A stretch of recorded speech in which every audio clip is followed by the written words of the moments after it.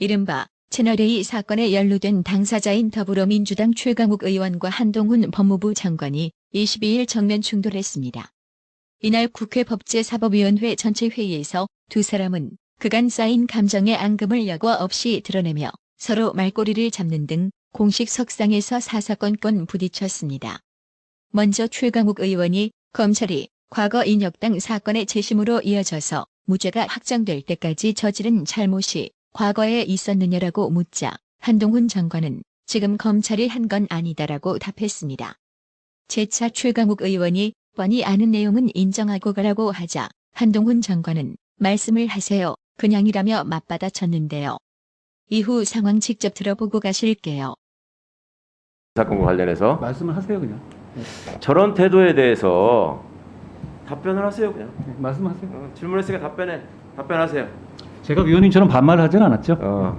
그따위 태도를 보이면 제가 그따위라는 식의 말도 하지 않았고. 그런 식의 태도를 통해서 충분히 그런 표현을 하고 있습니다. 지금 몸으로 물씬. 자, 저는 그렇지 않습니다. 인혁당 사건에서 검찰이 잘못한 점에 대해서는 저는 위원님이 저한테 이런 질문하신 것 자체가 대단히 불편합니다. 사과를 했고요. 그 점에 대해서는 국가적인 국민적인 역사적인 합의가 있는 것입니다. 그것도 지금 부인합니다. 아니 저는 또 하나 물읍시다. 저의 형사 사건의 가해자인 위원님께서 저한테 이런 질문하는 것 자체가 이상하다고 생각합니다. 공수처에서 지금 기소한 사건에 대해서는 그런 식의 논법이라면 대기 가해자고 내가 피해자죠. 그런 식의 얘기를 함부로 하면 안 되고요. 자, 대기라고 말씀하셨어요? 대기라고 얘기했습니다. 다음 검사의 판단이 그러면 일관되고 그나마 늘 변함이 없으면 좋겠습니다. 과거에 KBS 정현주 전 사장 배임 혐의로 기소한 적이 있죠. 대한민국 검찰이. 기억합니까? 말씀하십시오. 기억합니까? 말씀하십시오. 저 태도 가만히 보고 계실 겁니까? 지금 이 질문을 가만히 두실 겁니까? 저런. 결국 김동욱 법사위원장이 나서서 그따위 저따위란 말이 나오고 그러면 안 되지 않느냐라면서 대응도 매끄럽지 못한 것 같은데 다시 한 번 당부드린다며 두 사람 모두에게 자제를 요구하며 충돌 상황은 일단락됐습니다.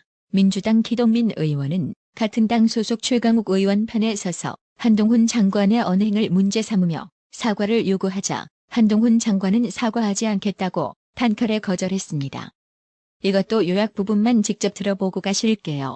왜 그러는지 잘 이해 못하겠어요. 저는 최강욱 의원이 저한테 말씀하시는 것은 2차 가해라고 생각합니다. 야당 의원님들이 정상적으로 회의를 진행하기가 대단히 모욕적이다, 치욕스럽다 이런 감정을 들게 하시는 건 그건 잘못된 거 아니겠습니까?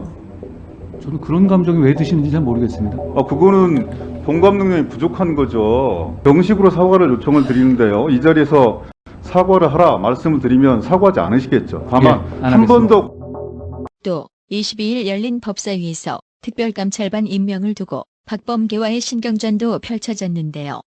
박범계의 의도성 짙은 질문에 절대 물러서지 않는 한동훈 장관과의 질의응답 직접 들어보고 가실게요. 우리 한동훈 법무부 장관께서는 대통령과 아주 가까우시니까 특별감찰관 임명하시라.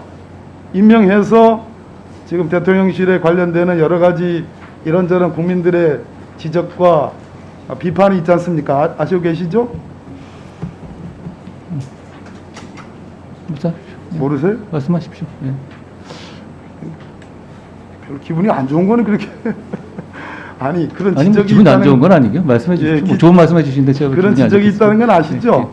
여러 가지 의견들이 있는 걸 알고 있습니다. 그래서 공수처의 수사 대상에도 열애가 되어 있는 그런 부분도 있기 때문에 특별감찰관 지명이 필요하다, 임명이 필요하다 그런 생각인데 이렇게 7억 7천이나 활동의 명목으로 활동이 아니에요 사실은 기본경비로 지출이 되는데 이참에 특별감찰관 임명이 필요하다는 생각인데 어떻게 생각하시죠? 특별감찰관 임명은 어차피 대통령 결단 사안이긴 한데요. 그 7억 7천을 장관님께서도 1년마다 매번 이렇게 같이 써오니까 저한테만 해당하는 말씀은 아닐 것 같은데 저도 책임이 있다. 여기에 대해서 여러분들이 같이 생각해 주실 문제라고 여야가 다 생각합니다. 책임이 있다 이런 말씀드리는데 그래서 맨날 과거 얘기만 하지 마시고 앞으로 전향적으로 발전하기 위해서 필요한 일이다. 윤석열 정부가 성공하기 위해서는 여러 사람들이 힘을 합쳐야 되는데 그러기 위해서 제일 중요한 것은 역시 가까운 사람들에 대한 관리가 특별히 중요하다. 그게 특별감찰관의 입법 취지다. 기관의 취지다. 그런 점은 동의하시잖아요. 그 입법 취지가 5년 넘게 지켜지지 않아 왔고요. 거기에 대해서 그러니까 많은 생각들을 해야 된다고 생각합니다. 그렇게 과거로 자꾸 돌아가시지 마시고 과거 없이 앞으로 어떻게 미래가 있겠습니까? 지금부터 앞으로 좀 더 나아졌으면 좋겠다 하는 그런 바람으로 의견을 묻는 거예요. 좋은 뜻을 저도 잘 동의합니까? 유념하겠습니다. 잘 유념하겠습니다. 아까 특수활동비 부분도 여기서 박범계에게 한마디 하겠습니다. 아니 그렇게 좋은 입법 취지로 저 만든 특별감찰관을 왜 너거들 정권에서는 그렇게 철저히 외면했나요? 해외 소식입니다. 일본이 2024년부터 중국과 북한을 타격할 수 있는 장거리 미사일을 실전 배치할 계획이라고 현지 언론들이 보도했습니다. 최종적으로는 1000개의 미사일을 생산, 배치할 것이라고 전했습니다. 요미우리 신문과 니혼게이자이 신문 등에 따르면 일본 방위성은 규슈부터 난세이 열도에 이르는 지역에 장거리 순항 미사일을 배치한다는 계획을 세웠습니다. 이 지역과 가까운데 대량의 탄도미사일을 배치해 놓은 중국군에 대응하기 위해서라는 게 신문들의 설명이었습니다.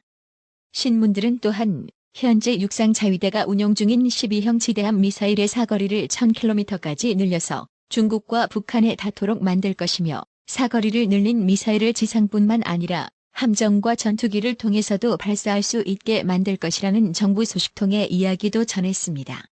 니혼게이자이 신문은 중국과 북한이 현재 개발 중인 극초음속 미사일은 일본을 사정권 안에 둔 데다 불규칙한 비행이 가능한 탄두를 탑재하고 있다. 자위대가 요격 미사일만으로는 적의 공격에 대응하기 어려운 상황이라면서 많은 미사일을 보유하는 건 적의 공격을 막을 억지력이 될 거라고 매체는 전했습니다. 미국 국방부 기관지 성조지는 일본 정부가 이처럼 많은 장거리 순항 미사일을 배치하려는 것은 현재 중국과 북한에 대응할 수 있는 일본, 미국의 중단거리 미사일 역량이 크게 뒤처지기 때문이라고 설명했습니다. 근데 웃기는 건 중국 반응입니다.